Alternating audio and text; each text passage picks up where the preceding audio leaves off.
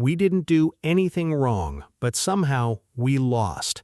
Those were the final words of Nokia's CEO as he announced the sale of their mobile division to Microsoft, marking the end of a $40 billion empire.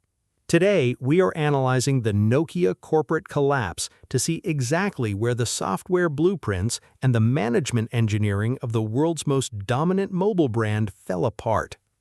By the end of this investigation, you will understand the middle management wall, the invisible structural flaw that stops even the world's most successful companies from seeing a disaster until it's too late. And I will reveal the specific Symbian OS blueprint error that made it mathematically impossible for Nokia to compete with the iPhone, no matter how much money they spent. Most people think Nokia failed because they were too slow. They're wrong.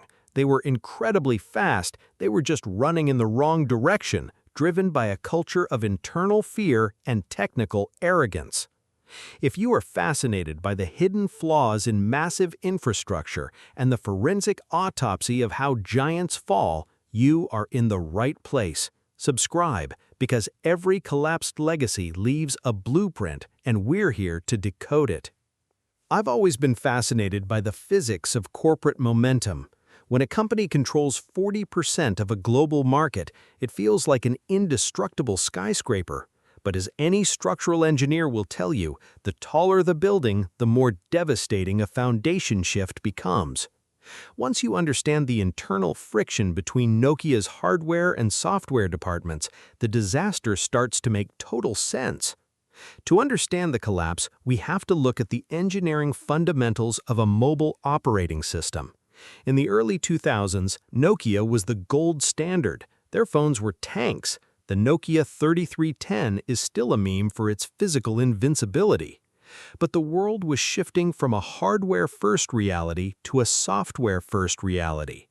From a physics standpoint, Nokia was trying to build a modern skyscraper on top of a foundation made for a two-story house. Imagine a workforce of thousands of world-class engineers all working on a system called Symbian. Let's look at the actual blueprints of Symbian compared to Apple's iOS. Symbian was designed in an era where memory was scarce and processors were weak. It was efficient, but it was incredibly complex. To add a single new feature to a Nokia phone, engineers had to navigate through 20 million lines of spaghetti code. Watch what happens to the internal rebar of a project when the build time, the time it takes for a computer to compile the code, takes 48 hours. This meant that if an engineer made a tiny mistake on Monday, they wouldn't know it failed until Wednesday. In contrast, Apple's Unix-based architecture allowed for rapid testing and modularity. This is where the math falls apart. Nokia wasn't just fighting Apple, they were fighting the laws of software thermodynamics. But here is the most terrifying detail the engineers realized too late: they were being lied to. According to forensic reports from INSEAD, Nokia's middle managers were terrified of delivering bad news to the top executives.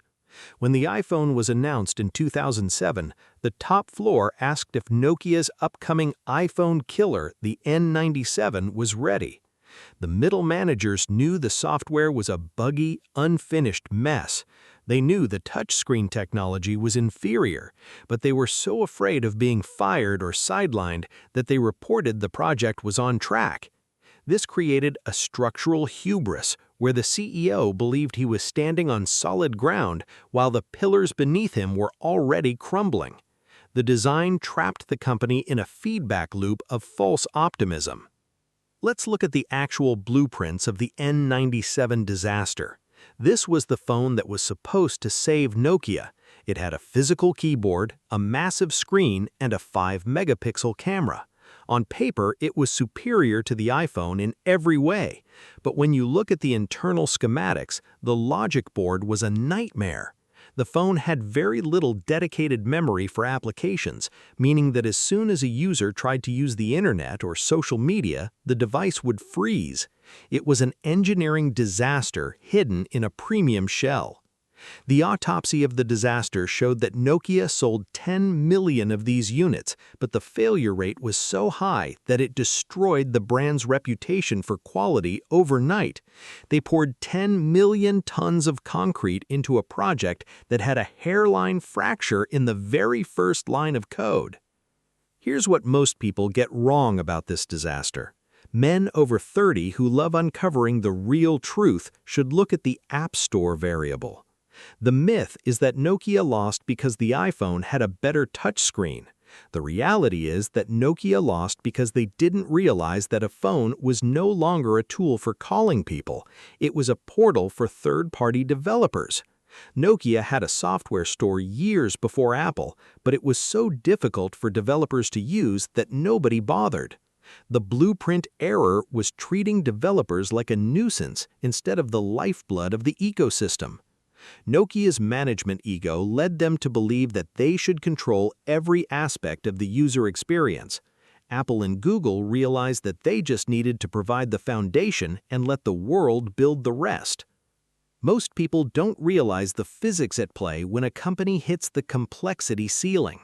As Symbian grew, it became so fragile that fixing one bug would create 3 new ones. This is a phenomenon known in software engineering as technical debt. By 2010, Nokia was spending billions on R&D, more than Apple and Google combined, but they were getting 0 results. The autopsy of the disaster reveals that they tried to pivot to a new system called Memo, which was actually quite brilliant. But because of the internal fear and the pressure from the stock market, they panicked. This is where the burning platform memo comes in. In 2011, the new CEO, Stephen Elop, sent a memo to all employees. He compared Nokia to a man standing on a burning oil platform in the middle of the North Sea. He said they had to jump into the freezing water to survive. This was the most famous pattern interrupt in business history. But here is the shocking twist. The memo itself acted as a demolition charge. By publicly declaring their own products were burning, Elop keyed the sales of every existing Nokia phone before the new ones were even ready.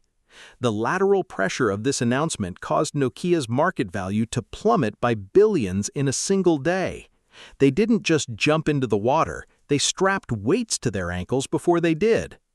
The real-world application of this failure is a warning to companies like Boeing, Intel, and even Tesla today. If you look at modern infrastructure, you see the same symptoms: senior leadership that is disconnected from the engineering reality on the ground. The reason the Nokia disaster matters today is that it proves that good hardware cannot save you from bad logic. If the internal communication architecture of a company is flawed, the physical product will eventually reflect that rot. The hubris of thinking your brand is invincible is the exact moment the foundation begins to shift. Let's look at the actual blueprints of the Microsoft acquisition. Many people believe Stephen Elop was a Trojan horse sent by Microsoft to tank Nokia's value so they could buy it for cheap. While that makes for a great conspiracy theory, the forensic truth is more boring, but more tragic. It was just pure, unadulterated incompetence and a failure to understand the platform war. Nokia chose to use the Windows Phone operating system, a third-place contender, instead of adopting Android. From a physics standpoint, they tried to anchor their falling building to another falling building. The resulting collapse was inevitable. The math of the smartphone market in 2012 was simple.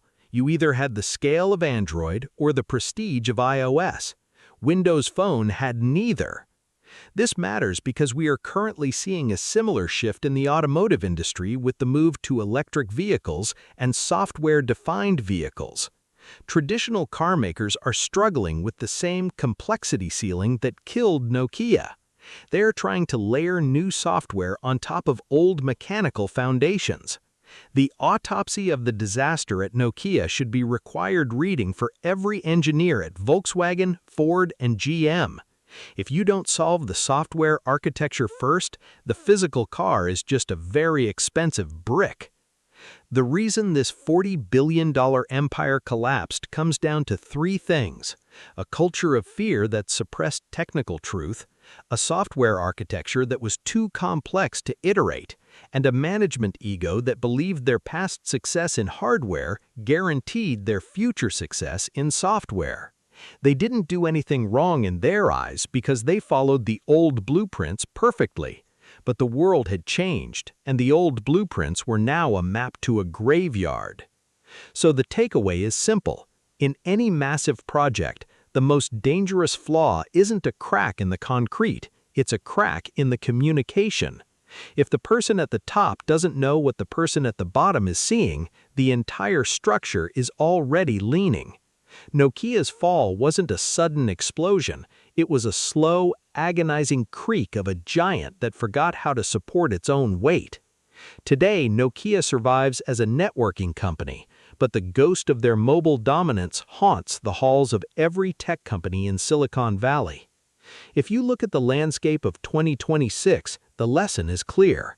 Adaptability is the only true structural support.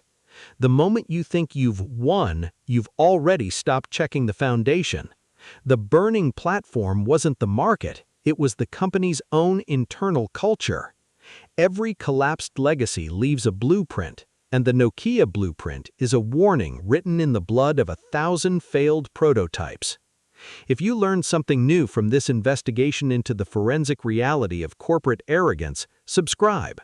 Next, we're breaking down why the $2 billion Quibi project, the mobile-only streaming service, collapsed in just 6 months, despite having the best talent in Hollywood. The error in their mobile-first psychology will absolutely shock you. From a physics standpoint, just because everyone has a phone doesn't mean they want to watch a movie in 10-minute chunks while standing in line. Every disaster has a reason, and we are going to look at exactly where the math falls apart. Next time you pick up your smartphone, take a look at it, and remember, the company that built the world's first mobile phone is no longer in the building. I'll see you in the next investigation.